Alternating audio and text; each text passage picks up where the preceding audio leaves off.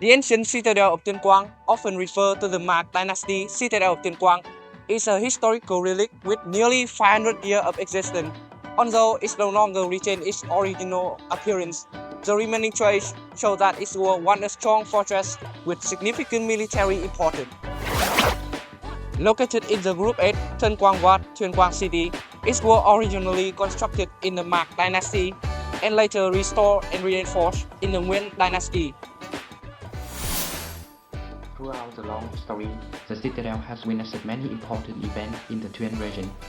Notably, it was a site of heroic resistance against the French colonial force in 1884, led by the King, Tay, and Zhao and Kalan ethnic groups. It also played a crucial role during the August Revolution in 1945. During the First Indochina War, the ancient citadel of Tuyen Quang bore witnesses to the resulting failures of the French army in 1947 and 1949. Furthermore, it was the site where President Ho Chi Minh visited the people of Tuyen Quang on March 20, 1961 at the stadium near Tho Sơn Mountain.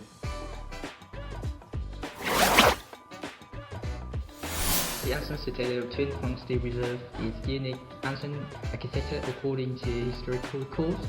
The citadel was built between 1533 and 1548 in a square-shaped design with each side measuring about 275 meters long. The fortress walls were 3.5 meters high and had a top width of about 0.8 meters.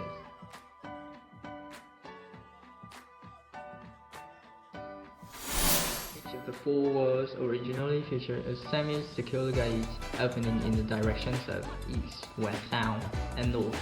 The roof were covered with scaly tiles and a small internal pathway ran along the inner walls, once used for transporting ammunition, providing medical aid, and evacuating the ground.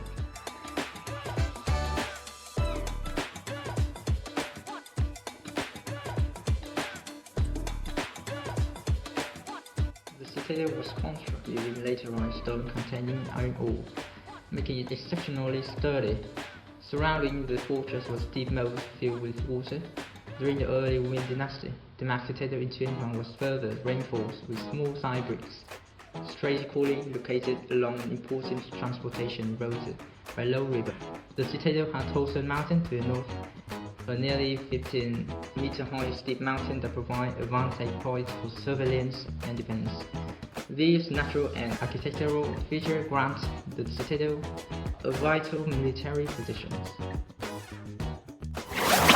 Today, only three sections remain from the Citadel of Tuyen Quang: the Northern Gate and the Western Gate. The only surviving sections of the fortress wall, measuring over 140 meters, located between Bình Thuận Street and Cổng Lâm.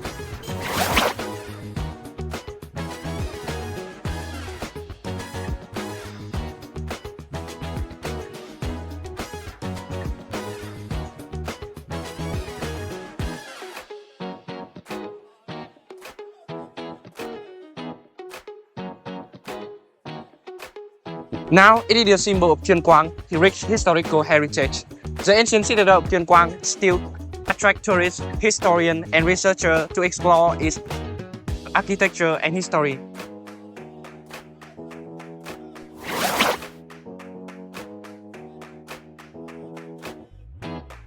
To preserve Mạc Dynasty Citadel of Tuyen Quang, it's necessary to implement synchronous solutions to supplement architecture, protect the landscape, and promote historical values. For that, reports need to be carried out according to plans, using data transmission media such as Anson Stone and brick to preserve the identity of the relics.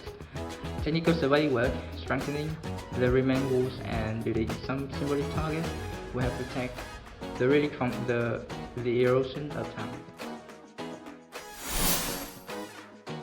In addition, protecting environment and landscape around the city is also very important. It is necessary to prevent encroachment on the use of relic land, improve the wind space, and implement anti-erosion measures to preserve the citadel wall. At the same time, promoting historical value associated with the heritage tourism will help the relic become an attractive destination. Building an exhibition area and an information center about the Mạc Dynasty Citadel, organizing cultural events such as historical reenactment, festival and virtual reality. Tourism experience will attract visitors and raise awareness of preservations.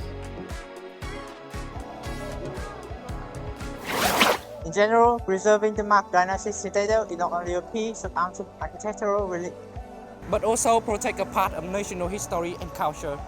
the result of the identified solution will have the relic survive over time. Becoming an important historical symbol of Tuyen Quang. And now, Panzer Studio, out.